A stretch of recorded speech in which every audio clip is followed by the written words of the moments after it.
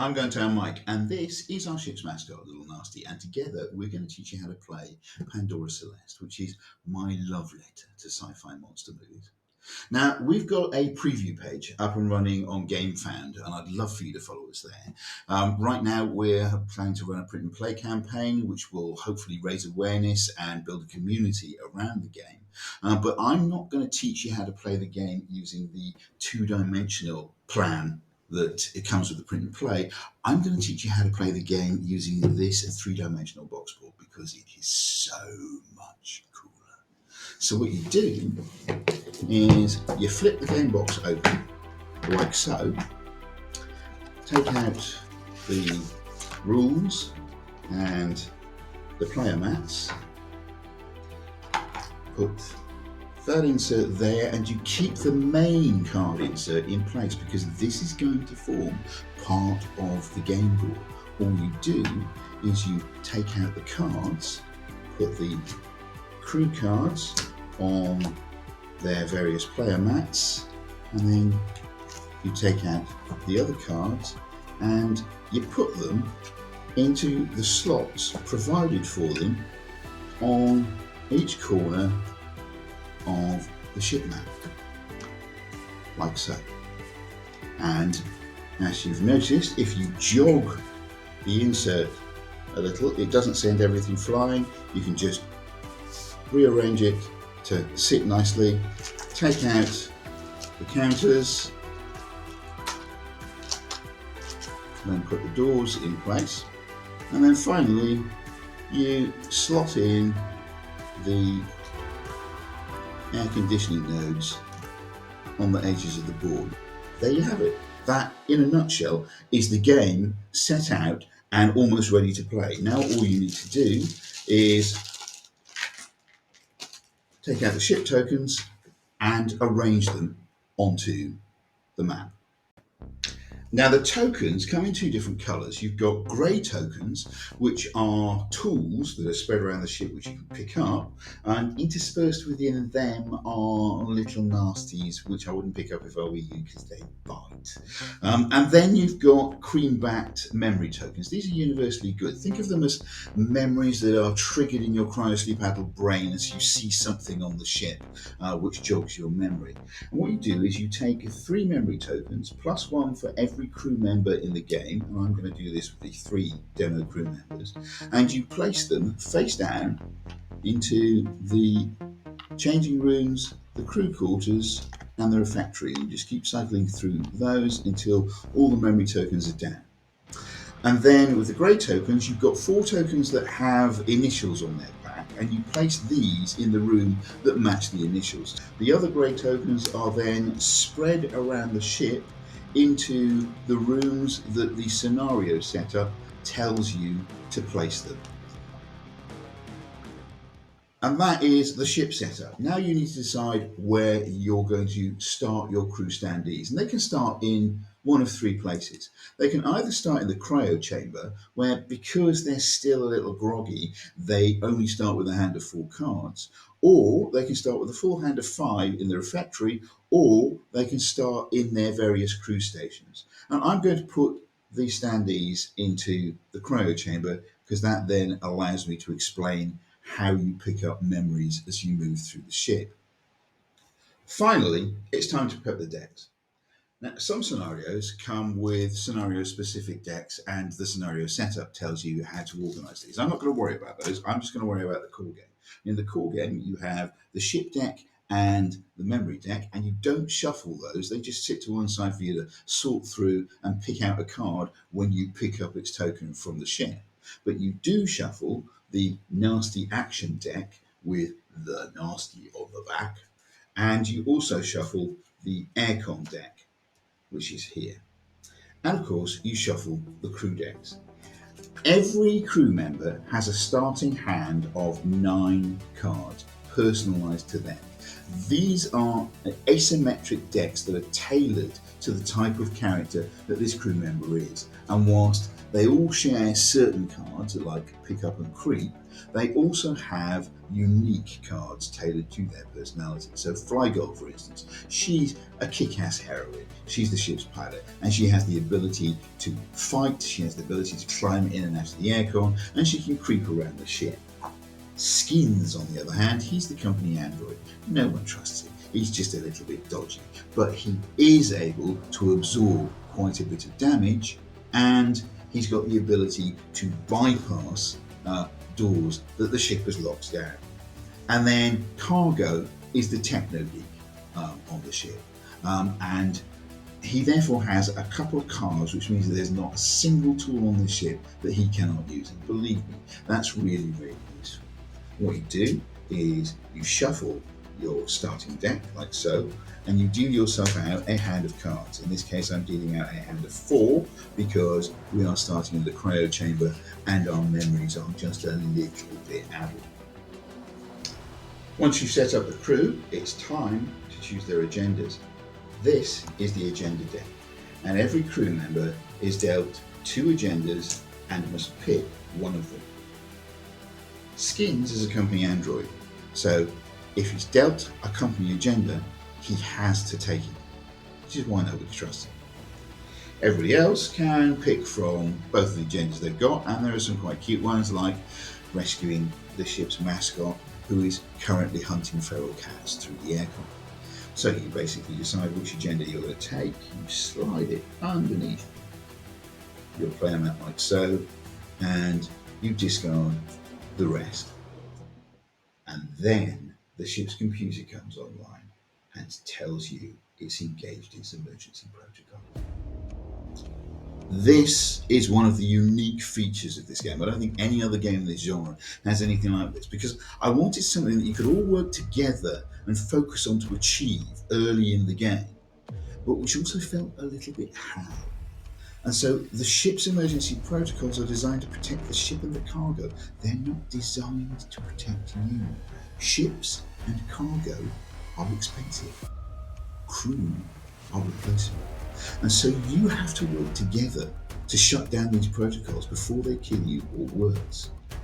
They're also the difficulty determinant in the game, because you choose at the start of the game whether to deal 1 or up to 3 of these into the emergency protocols area, along with the abandoned ship protocol. And each of these then gets a big nasty attached to them randomly. If you've got 1 protocol, it'll take about 45 minutes and you probably survive. If you've got 3 protocols, you're probably playing for 90 minutes plus, and you're going to have a hard time getting out of dodge. But you can't get out of dodge. You can't abandon ship until you shut down the protocols. And every protocol you shut down triggers a big nasty spawning somewhere on this ship. So now it's time to play. Each full game turn is known as a cycle, and every cycle is split into 3 rounds: the crew action round, the noise round, and the nasty action round. The cycle starts with the crew action round, and starting with the first player, who at the beginning of the game is usually Flygirl, every crew member takes it in turn to play 1 action card, do what it says on the card, and then play passes around the table to the next player. You just keep going round and round the table until one of you passes, at which point everybody else has the option to play 2 cards in a row, and then they too must pass. When your turn comes round, you get to play 1 card and do what it says on the card. If the action icons are single icons split by a bar, then you get to choose one of those icons to do, and you can't do the other. If the action icons are paired in one box, then you can do both of those actions in whatever order you like, and you don't have to do all of the actions. And if you have a dual pair of actions split by a bar, then you can do either of those pairs of actions in whatever order you like, but you can't do both pairs of actions. Finally, every crew member also has one of these. This is your energy pills, and it's really, really useful because it allows you to draw back from your discard pile a number of cards equal to the batteries on that card, and then play one of them. So it's a way of quickly recovering cards you need from your discard pile. And while I'm on the subject of cards you need, you will find at some point during this game that you really, really need to do something and you don't have the card for it. At that point, you always have the option to play 2 cards from your hand to do any one action that isn't an active defense, and that is really, really useful. As the game begins, you are strongly advised to read the emergency protocols, because if you do not shut them down, you lose the game. And in this case, you will lose the game in 4 game turn cycles if you don't shut down the vacuum protocol that's going to purge the entire ship and kill everything on board by playing an unlock action in the computer room there. You are also going to lose the game when the ship jettisons all of its cargo out of the back at the end of 4 game turn cycles with the jettison protocol, and you have to get into cargo control and tell it to shut down the protocol there. Only problem is the lockdown protocol has locked down the airlock to cargo control and has also locked down the security door into the company rep's office, where you need to play a pickup action to shut down the lockdown protocol. So good luck with that. Now we've set up, I'm going to show you how the game plays. So, Fly Girl is the first player, and one of the cards that she's got here is a climb into and out of aircon card. So Fly Girl looks for a blue aircon node, and yes, there's a blue aircon node in the cryo chamber, and she decides that she's going to climb up into the aircon by playing her climb into the aircon card. She plays it face up into her discard area and climbs up into the aircon. When she climbs into the aircon, she draws an aircon card, and she has just drawn a card which she can take straight into her hand, which allows her to drop out of the aircon. Unlike most deck builders, you place the cards you pick up directly into your hand, not into your discard pile. This is basically because we discovered if you didn't do that, you died before you ever got a chance to use the card. Fly Girl's now had her action, so we move on to Skins. Skins has basically decided that he's going to move out into the next room here. Moving into this room, you flip over all of the tokens that are in the room, and that shows you the memories that are available and also what else is in the room. And unfortunately for Skins, what is in the room is a little nasty. This is bug number 3. So you look for card number 3 in the ship deck, you take it and you place it in the active nasty area. This is a bug. It's not particularly deadly, but it's fast and vicious. It's got 2 hits, and when it follows its instinct, it's going to move 3 towards the first target and attack the first thing it encounters, which is going to be one of you. So that bug token stays on the board. That tells you where that bug is on the ship. We also have 2 memories that are available, and Skins has basically played a pickup and creep card, so he's crept into the room and can now pick up a token. The bug is going to completely ignore him unless he attacks it and misses, or if he tries to leave the room. So at the moment, this bug, think of it as rooting around in the shower, and it hasn't yet noticed that Skins is in the room. At this point, the presence of a bug in the shower has focused Skins' mind, and he has remembered his self-defense training, how to dodge And so he picks up the dodge token from the changing rooms, finds the dodge card, and takes that into his hand. Next time it's his turn, he can basically play dodge. Very, very useful. So now we move on to Cargo.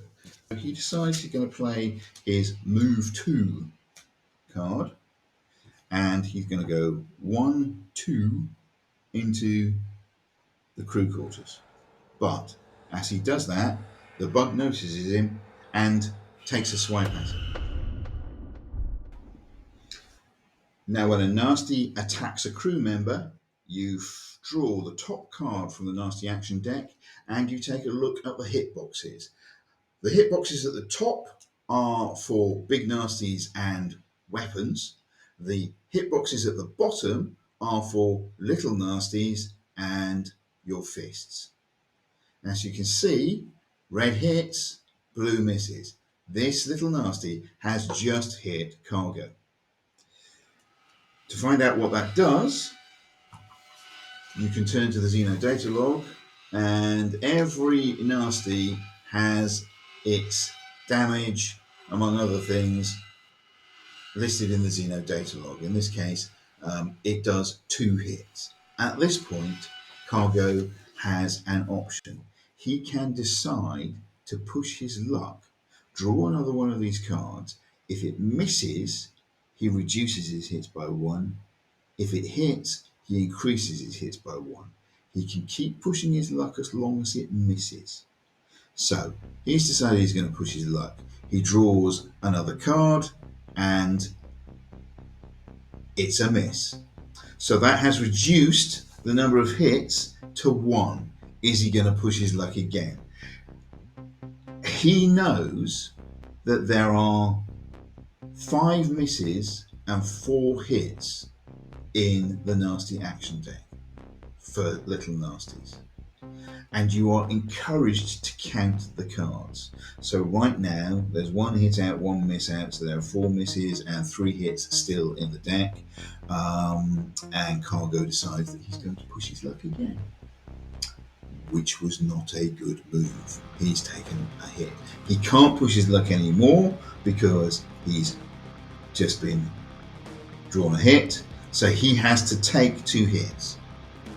When you take hits, you choose either to lose any card you like from your hand, or the top card of your deck, or the top card of your discard. In this case, Cargo likes the cards he's got, so he's going to lose his discard, but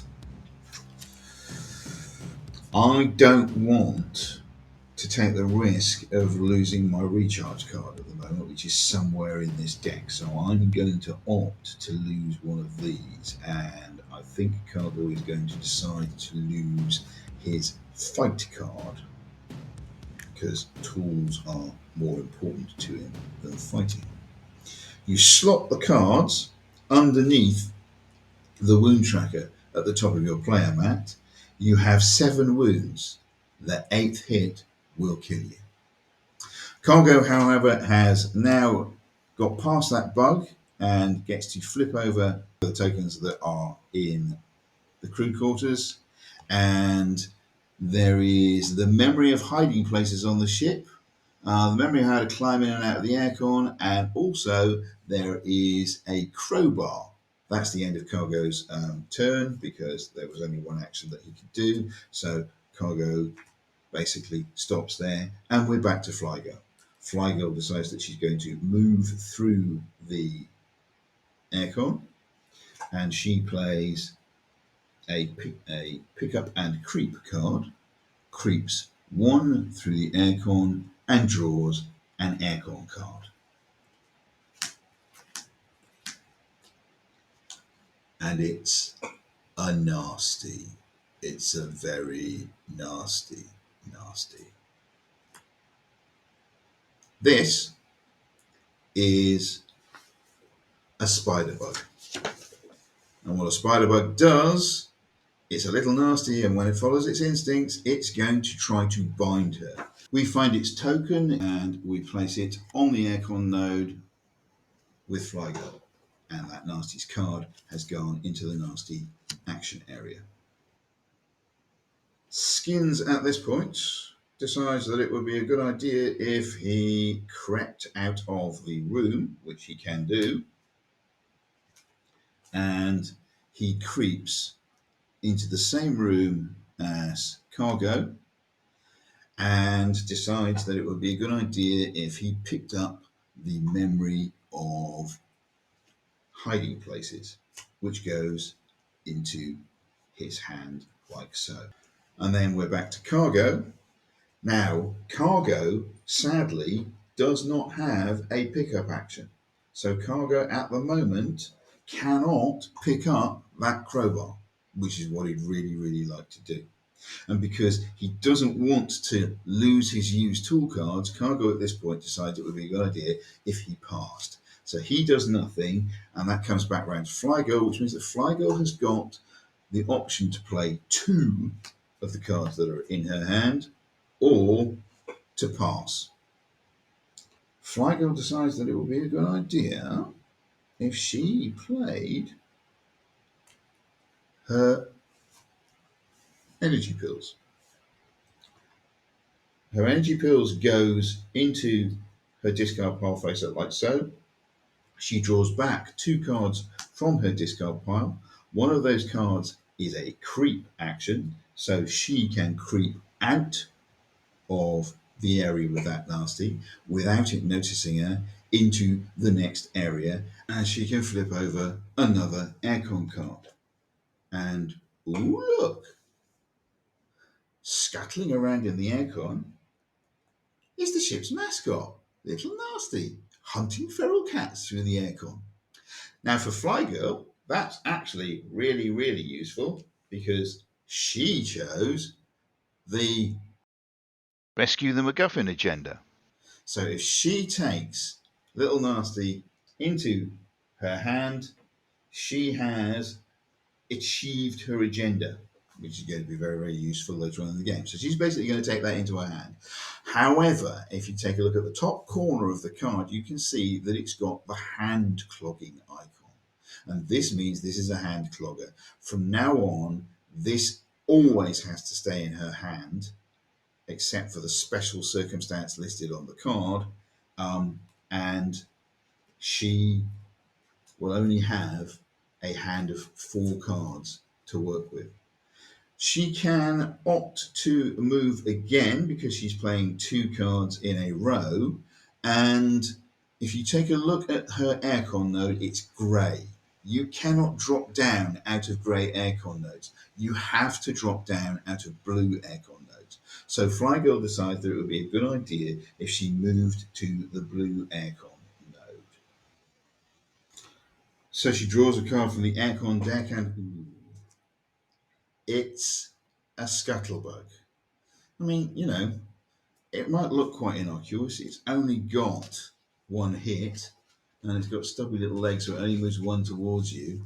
But if you look in the Xeno data log, if it hits you, instead of doing a hit which you might be able to push your luck and avoid, it burrows into your stomach and then starts eating you from the inside out, 1 card at a time at the end of every turn you take.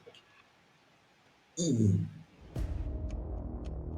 Now at this point, Fly Girl's got 2 choices, maybe even 3. So she can opt to try and punch that scuttlebug, but she already knows that there's only 2 hits left in the deck against 4 misses. So she's only got a 30% chance of actually hitting. So that's not good odds, and if she misses, it can go for her.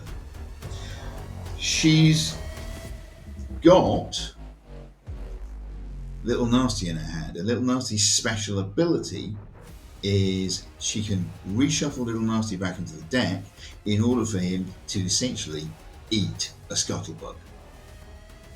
But if she does that, her MacGuffin is reshuffled back into the deck and she has not fulfilled her agenda.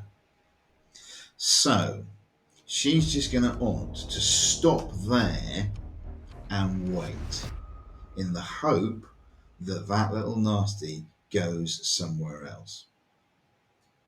And you know what? She might just be in luck because Skins decides he's going to play this. Now, you know that scene in every one of these films where the nasty's in the same room as you, you're hiding in the cupboard, and it turns away to leave. And at that point, someone gets on the blower and goes, Skins, Skins, are you all right, mate? There's a nasty in the building. Watch out. And it turns towards you and you're toast. That is the You First card. You play this on yourself or on somebody else to automatically make them the first target. You take the first player token and you place it into their player mat, saying that they are now the first target of the nasties. And they are going to be the first target of the nasties unless somebody else plays the first target to stop that. So Skins has decided to be ever so altruistic and make himself the first target, but he can now play a second card, and Skins decides he's going to play this, his dodge card, and he's going to play it face up into his active defense area. Defenses in this game are not reactive. You don't play them out of your hand in reaction to an attack. You have to anticipate the attack and play it into your active defense, like a boxer dancing around on the balls of their feet, ready to dodge out of the way. So Skins is now the first target with the ability to dodge, and we'll see how that works out for him. We're back to Cargo. Cargo passed. The crew action round is over. At this point, what you would usually do is count up noise. The way noise works is you look at all of the face-up discards in your pile, and every single one of them has a noise bar on the bottom, which comes in 4 different flavors. You have red, which is loud. You have amber, which is persistent noise created by the replacement of cards with your energy pills. You have yellow, which is standard noise, and you have green, which is quiet. Usually, you look at your face-up discard piles. Whoever's got the most red noise is first target. If it's a tie, you look for amber. If it's a tie, you look for yellow. If it's a tie, you look for green. However, Skins played You First, and that trumps noise. So Skins has become the first target, despite the fact that Fly Girl has made the most red noise in this round. Once you've determined who's the first target, everybody flips their discards face down and deals themselves 3 cards, 3 maximum, from their deck into their hand, up to a maximum hand card of 5. And at this point, we are into the nasty action round. And what happens in the nasty action round is every nasty that's in the active nasty area draws a nasty action card and looks at the AI portion of the card in the order in which they appeared. So this bug basically flips a card and it says follow instincts. Now when a creature follows its instincts, it looks at the Xena data log to see what it does. And in this case, a bug will basically move 3 towards the first target, in this case Skins, and attack the first creature it encounters on the way. So it moves 1 into there.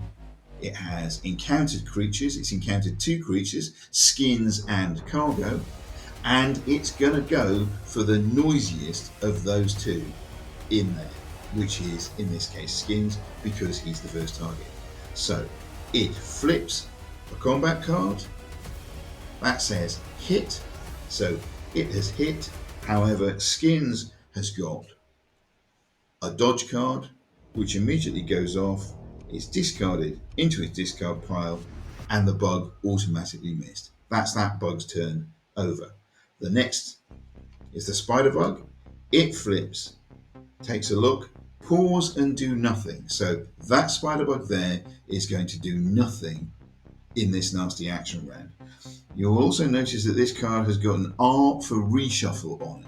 That means that at the end of this round, all of these nasty action cards are going to get reshuffled. And finally, the Scuttlebug. The Scuttlebug flips and it follows its instincts. And you know the way that these movies work. If it's in the same room or node as somebody else, and suddenly hears a noise somewhere else, it suddenly ignores what's in the room with it and it moves towards that noise. So it has moved towards skins. It will take the path of least resistance, and that will be 1, 2, 3 to get down there, or 1, 2, 3 to go there. And because skins is the first target, skins can choose which direction it's going to take. So skins has basically decided it's going to stay in the aircon. And that is the end of the first game turn cycle. So we count down our game turn markers like so, and we're into cycle number 2. Now I'm not going to play out the rest of this game. I'm just going to assume that we've skipped on a bit. The one thing I am going to tell you about is Cargo. Cargo essentially played a pick up and creep action, which allowed him to pick up the crowbar. And when you pick up a tool, you place the tool into your ready tool slot, and you can then use any of the symbols that is in the drop down menu in the top left corner of the tool in order to activate that tool. And that tool stays ready in the ready slot for as long as you have it there, and you can use it multiple times during the action round. Now let's assume that time moves on till something nasty crawls out of the shadows. At this point, Fly Girl has dropped down into the company rep's office, and we're basically going to say that this is the point at which she can essentially play a pickup action to shut down the lockdown protocol, because that's how you shut down the lockdown protocol. So you flip the lockdown protocol face down, you remove all of the lockdown tokens from the doors, and you reveal the Big Nasty. Now, in the base game, there are 3 Big Nasties. I'm hoping that if the crowdfunder goes well, there will be a whole load more chosen by people like you. But for the moment, you have the big 3. You have the Monster Bug, the Trophy Hunter, and the Military Android. RNE 5W2NGR, whose entire job on this ship is to find a smoking gun, evidence of what the company has been up to, and get it off the ship, basically carving a swathe through anything that gets in its way. So what you do is you flip a card, you look at the number on the card, the little gold box, and that tells you what room this Big Nasty has just turned up in. Room number 1. So basically, emerging from one of the cryo chambers is the Military Android.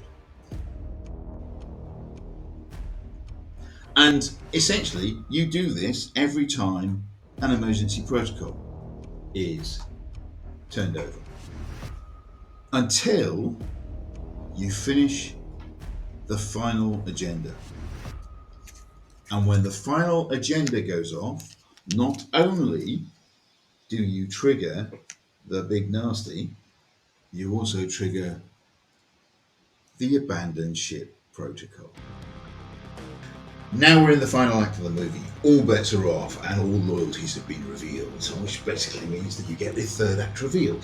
Everybody basically has to say where their loyalties lie. So if you've got a private agenda, you declare that you have a private agenda, and if you are a company man, then you declare that you have a company agenda. Surprise, surprise, Skins has got a company agenda. Which almost certainly means that if you are looking for something like a smoking gun, which cargo currently is, you cannot get off in the same escape craft as skins because you've got conflicting agendas.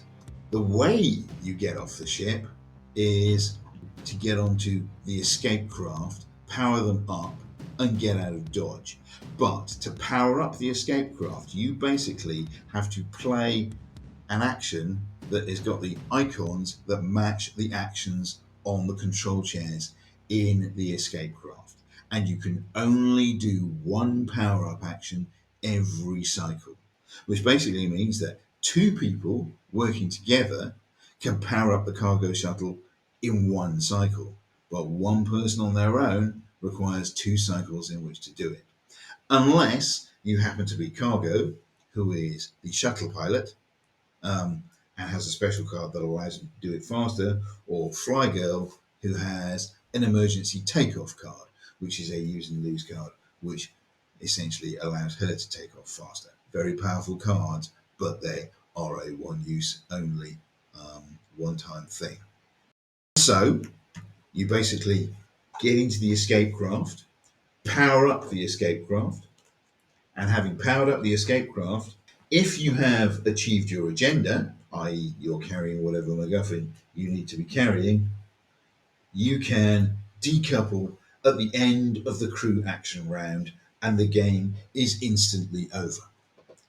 If you have not achieved your agenda and you've powered up the escape craft, everybody else needs to be in an emergency escape vehicle for this craft to decouple. Otherwise, you have to wait. If the nasty is on the vehicle when you take off, that triggers a final showdown. Good luck with that. Alternatively, if you've got an unlock card in your hand, you can play the unlock card to flip one of these things and see if you vent the nasty out of the airlock and escape that way. When the dust has settled, anyone who is in an escape vehicle can class themselves as a winner, since surviving is just a way of keeping score. If you've won and achieved your agenda, you have crowing rights over all of those who haven't. That, in a nutshell, is Pandora Celeste, my love letter to sci-fi monster movies. It sits in the sweet spot between Fate and Nostromo at the short and easy end and Nemesis at the long and brutal end. And it's designed to make you feel like the hero or the villain of this movie who either wins or loses by the skin of your teeth rather than an extra who dies in the first act. And it's designed to be as atmospheric as it possibly can be. As I said at the start, we have a preview page up on GameFound, and we are running a print and play campaign to help raise awareness and build a community. We'd love to get your feedback. Tell us what you want in a game like this. The print and play will be a cut down version of this demo game with these three characters and at least one of the big nasties. And I plan to build the other big nasties and an extra character in stretch goals, depending on how popular the campaign is. And then do please watch out for our full crowdfunder of the 3D box board and everything you guys help us come up with in the first half of 2024. Thanks for watching, and don't back into any dark corners.